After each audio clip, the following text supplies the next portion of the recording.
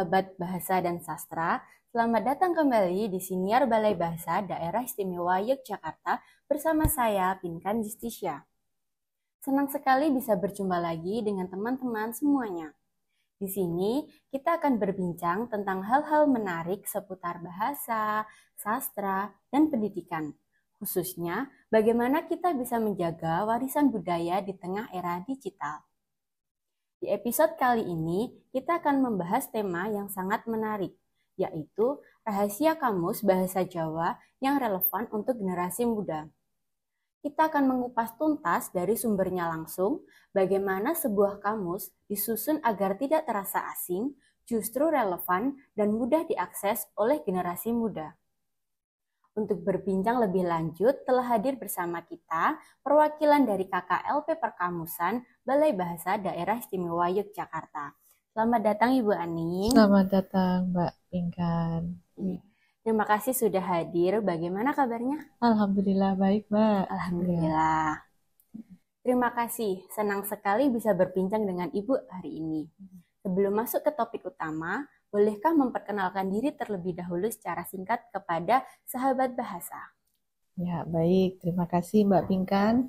Dan terima kasih juga halo sahabat bahasa dimanapun Anda berada. Perkenalkan, nama saya Nur Ramadhanistianingsih, tapi biasanya dipanggil dengan Aning atau Ibu Aning. Kebetulan saya ada di tim Perkamusan dan Peristilahan Balai Bahasa Provinsi Daerah Istimewa Yogyakarta di bawah tim kerja pengembangan. Mungkin itu singkatnya. Baik, terima kasih atas perkenalannya Ibu. Mari kita bongkar bersama rahasia kamus bahasa Jawa ini yang langsung dari ahlinya.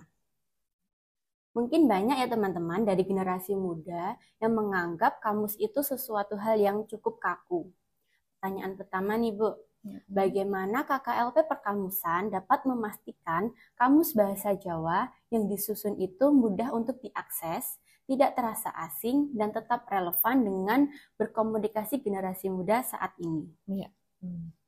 Langsung saja ya Mbak ya, Mbak. Dan juga sahabat bahasa dimanapun Anda berada. Jadi kalau kita berbicara tentang kemudahan akses, terutama untuk saat ini ya. Itu tidak akan terlepas dari peran teknologi, karena memang eranya sekarang era teknologi. Jadi untuk kamus bahasa Jawa ini, kami coba untuk dari tim Perkamusan dan Peristilahan mencoba untuk memastikan bahwa kamus bahasa Jawa ini dapat diakses dengan mudah oleh masyarakat, terutama generasi muda, melalui aplikasi atau laman. Dan itu sudah kami lakukan sejak tahun 2022. Jadi kita punya aplikasi yang namanya KBJI daring. Itu bisa diakses di kbji.kemendikbud.go.id. Kemudian kita juga ada aplikasinya yang bisa diunduh melalui Play Store. Itu ada KBJI BBY, ada logo birunya. Nah, itu yang sudah kami lakukan untuk kemudahan akses dari kamus Jawa ini. Kemudian untuk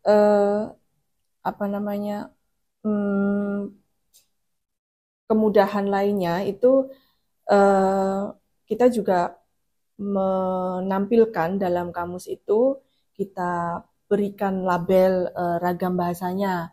Ada yang kalau Jawa itu kan kita punya tingkatan ya, ada kromo, ada ngoko, kemudian ada mungkin yang sifatnya kasar seperti itu, atau mungkin dari diambil dari bahasa lain. Nah itu juga kita munculkan untuk kemudahan pembaca atau pengguna dalam menggunakan kamus itu.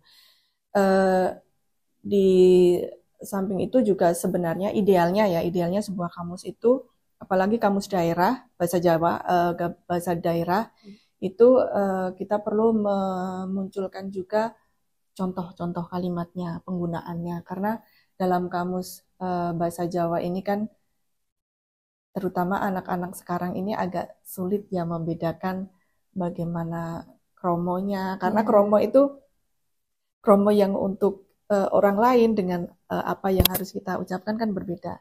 Kita harus kapan kita harus menggunakan kata dahar, kapan kita harus menggunakan kata mangan. Nah itu perlu ada petunjuknya di situ.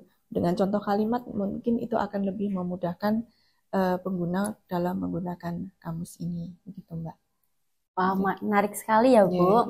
Jadi ada proses riset yang mendalam terlebih dahulu ya di balik menyusun aplikasi-aplikasinya benar. tadi. Jadi kita perlu mungkin pengamatan secara langsung anak-anak sekarang itu bagaimana berbahasanya, atau mungkin kita melakukan wawancara ke generasi muda. Kalau kita mau menyusun kamus itu maunya seperti apa, atau kita buat seperti sampel gitu ya, dengan yang ini kira-kira pilih yang mana, kita ambil, kita kita gali dari mereka apa yang mereka butuhkan untuk pengembangan kamus, terutama bahasa daerah, dalam hal ini di wilayah Yogyakarta ya bahasa Jawa itu. Begitu Mbak. Untuk berbicara tentang proses nih Bu, apa tantangan terbesar yang dihadapi KKLP Perkamusan dalam mencatat dan memverifikasi kosakata bahasa Jawa yang sangat banyak ini? Tantangan terbesarnya ya? Kalau tantangan itu sebenarnya banyak ya tantangannya. Apalagi perkamusan itu, penyusunan kamus itu pekerjaan yang tidak akan selesai dalam 1 atau 2 tahun. Itu pekerjaan yang terus-menerus. Bahkan ketika kamus ini sudah selesai, dianggap sudah selesai tahun ini, itu pembaca itu sudah ini sudah menjadi kamus yang bukan kadaluarsa ya, maksudnya sudah kuno lagi karena bahasa akan terus berkembang. Nah, itu tantangan terbesar kami dalam menyusun. Itu ada sebenarnya bisa kita bedakan tantangan dari sisi internal maupun eksternal. Dari internalnya itu juga dari tim itu sendiri, kami itu memang dari latar belakangnya Jawa, yang kebetulan lahir di Jawa. Tapi secara pendidikan kita bukan berlatar belakang bahasa Jawa. Sementara untuk menyusun kamus itu kita harus tahu baik dari sisi praktis maupun dari sisi teorinya. Nah, itu menjadi tantangan terbesar kami. Jadi kami harus lebih banyak belajar lagi terkait dengan bahasa Jawa itu. Itu untuk internalnya ya. Kemudian untuk tantangan yang eksternal itu kita sekarang ini sudah agak sulit ya, bukan berarti tidak bisa, tapi mungkin agak sedikit mengalami kesulitan mencari penutur jati. Penutur jati itu penutur yang benar-benar asli dan itu kami istilahkan dalam ketika kita ke lapangan itu informan. Nah, informannya ini kan harus ada kriteria tertentu dari usianya, kemudian mobilitasnya bagaimana. Nah, itu yang kadang-kadang kita mengalami kesulitan itu. Belum lagi misalnya nanti ketika kita akan membuat kamus istilah bidang tertentu. Nah, itu misalnya wayang. Wayang itu juga yang bergelut di wayang itu kan juga sudah terbatas ya. Walaupun sekarang di DIY ini kembali lagi untuk dilestarikan dengan mengajari anak-anak muda untuk yang berminat dalam dunia perwayangan misalnya, atau istilah-istilah bidang lain misalnya pertanian. Nah, sementara anak-anak sekarang sudah tidak begitu mengenal tentang dunia pertanian. Nah, kita harus mencari informan yang masih menekuni bidang itu dan mobilitasnya tidak terlalu tinggi. Nah, itu agak kesulitan. Kemudian juga terutama di bahasa Jawa ini, kita kan pengguna bahasa Jawa ini ada di 3 wilayah. Di Jawa Tengah, Yogyakarta, kemudian ada Jawa Timur, itu yang selingkup itu. Nah, ini kan memunculkan dialek-dialek banyak ya, ragam dialek itu kan banyak. Nah, itu yang kita nanti juga akan kesulitan untuk menentukan yang baku atau yang standar itu yang mana gitu. Dari beberapa ragam dialek itu, seperti misalnya disit, disik, kose. Nah, itu kan ragamnya banyak ya itu. Itu kalau mungkin sebelumnya Mbak Pinkan dari mana, Mbak? Dari Karanganyar. Oh, Karanganyar masih Jawa ya? Iya, Mas. Nah, itu nanti antara Jogja dengan Karanganyar pun juga mungkin nanti akan ada perbedaan-perbedaan, entah perbedaan wicara atau subdialek atau apa itu. Nah, itu yang kita harus ngobrol dengan ahli yang standar itu yang bagaimana, yang dialek itu yang seperti apa. Dialek biasanya di lingkup lebih kecil daripada yang standar. Kalau standar itu biasanya di daerah sini, kemudian di daerah yang lain masih bisa mengenal. Nah, itu mungkin dapat kita anggap sebagai, oh ini bentuk yang standar. Sementara yang satu kata tertentu hanya digunakan di wilayah tertentu. Oh, ini mungkin ini hanya dialeknya gitu. Nah, itu kesulitan yang kami alami seperti itu. Wow. Karena setiap orang dengan wilayah tertentu, ini bahasa saya ini standar di sana. Terus yang lain juga mengakui atau menganggap ini yang lebih standar. Nah, itu kan perlu ngobrol, perlu kesepakatan bersama. Luar biasa sekali ya Bu perjalanannya ini. Prosesnya pasti cukup mendetail ya. Dalam perkembangan bahasa ini Bu. Seringkali pasti muncul kata-kata baru atau kata-kata kuno yang jarang terpakai. Bagaimana KKLP dapat menyikapi dan mencatat kedua jenis kosakata tersebut agar Kamus Bahasa Jawa tetap menjadi sumber yang komprehensif. Nah, ini jadi seperti yang saya sampaikan tadi bahwa bahasa itu kan selalu berkembang. Ya.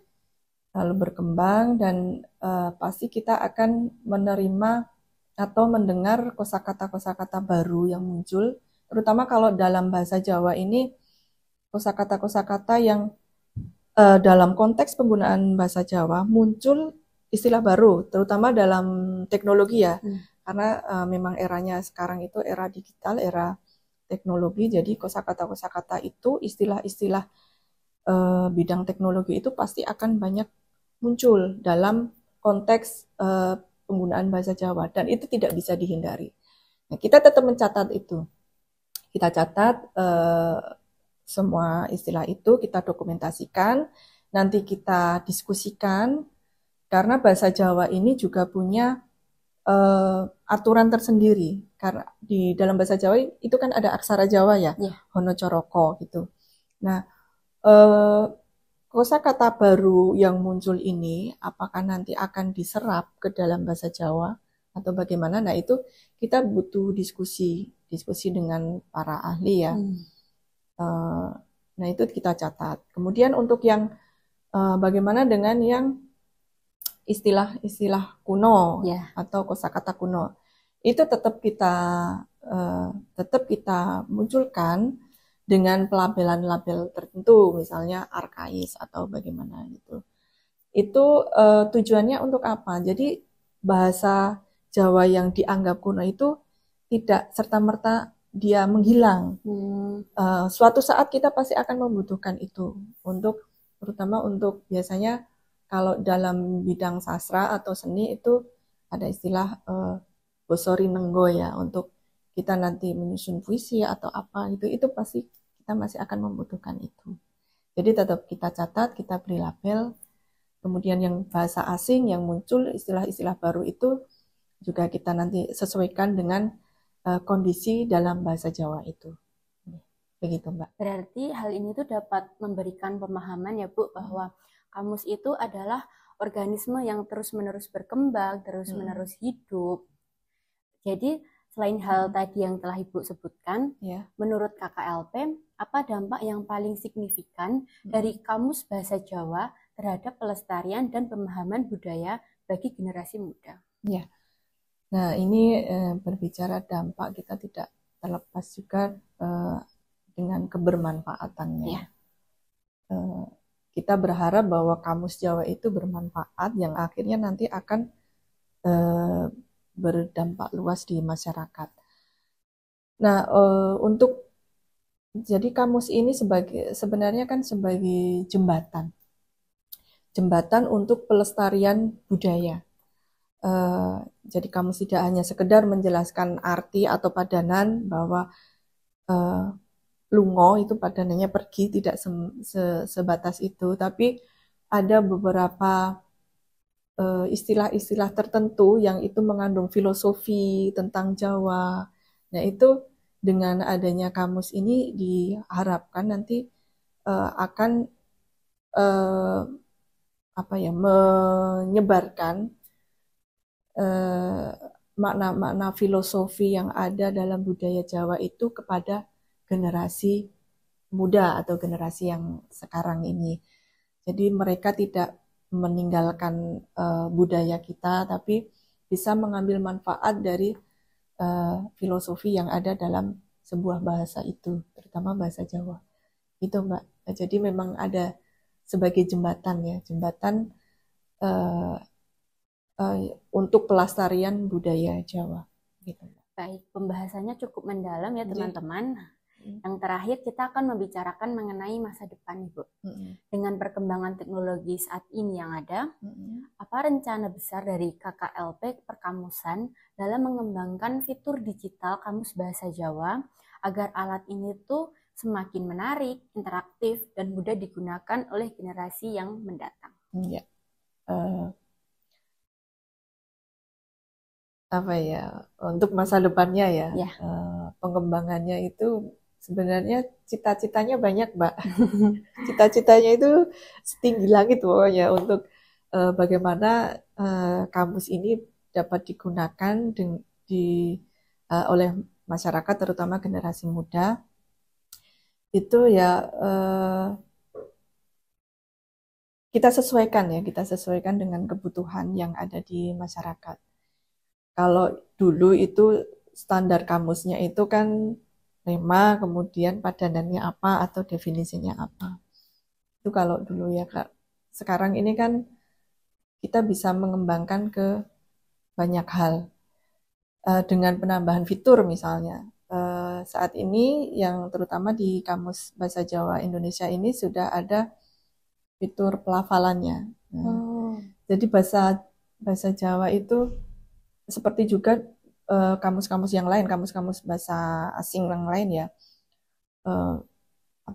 di Webster atau apa itu karena ada lafal, jadi pengucapan yang tepat itu seperti apa, bagaimana kita mengucapkan kata wedi dan wedi, karena itu dua kata yang berbeda maknanya berbeda. Anak-anak sekarang mungkin agak kesulitan mengatakan tuh. Coba kalau Mbak Pinkan, Klaten atau Klaten? Klaten. Padahal itu kan sebenarnya Klaten gitu ya. Itu untuk nama wilayah. Kemudian banyak ya, yang terutama yang dengan jadi wedi dan wedi tadi. Kemudian antara dan itu kan juga membedakan makna. Misalnya deledek dengan deledek. Nah, itu kan berbeda. Penulisan dalam kamus mungkin sama ya, E-nya itu tidak ada diakritik misalnya. Nah, itu pasti akan membingungkan. Oleh karena itu, penambahan fitur tentang pengucapan atau pelafalan ini perlu dilakukan. Jadi nanti biar tidak ada kesalahan makna, pemahaman gitu. Kemudian selain itu juga mungkin ada contoh kalimat tadi yang seperti yang sudah saya sampaikan di awal tadi. Jadi perlu kita memberikan contoh kalimat. Nah, ini juga kami rencanakan untuk ada penggunaan contoh kalimat ini. Beberapa sudah kami lakukan, hanya belum kami publish ya, masih dalam dapur kami gitu. Nanti akan kita olah terlebih dahulu. Kemudian nanti kita juga harapannya itu bisa memanfaatkan kecerdasan buatan atau AI itu, atau mungkin kita berikan video.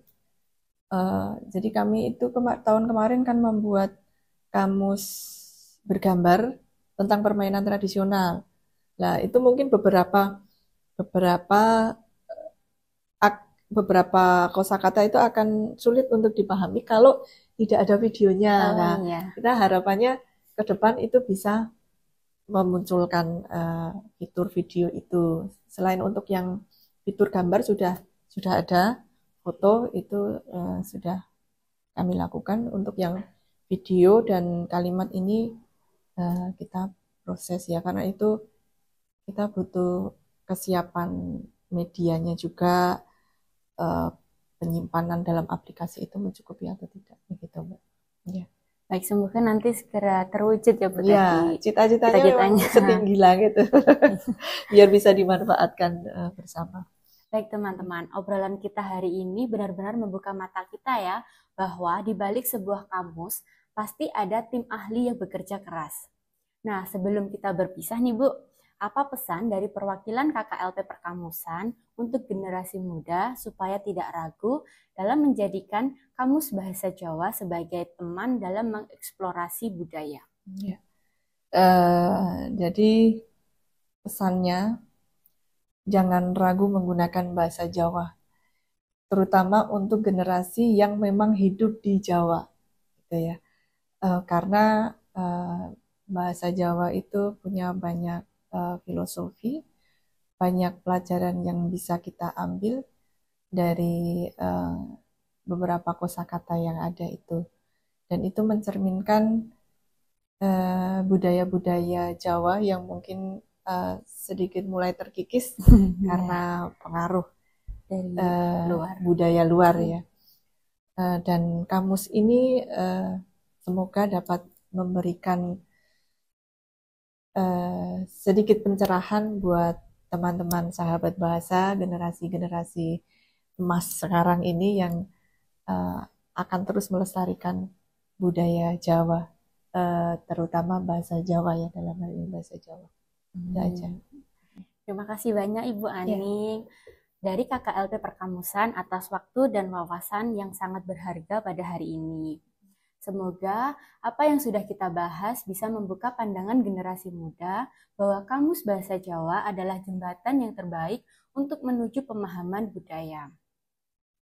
Sahabat bahasa, semoga obrolan kita kali ini menjadi motivasi agar kita lebih bangga untuk menggunakan bahasa daerah sebagai identitas budaya dan menghargai kerja keras para ahli di balik setiap kata yang kita gunakan.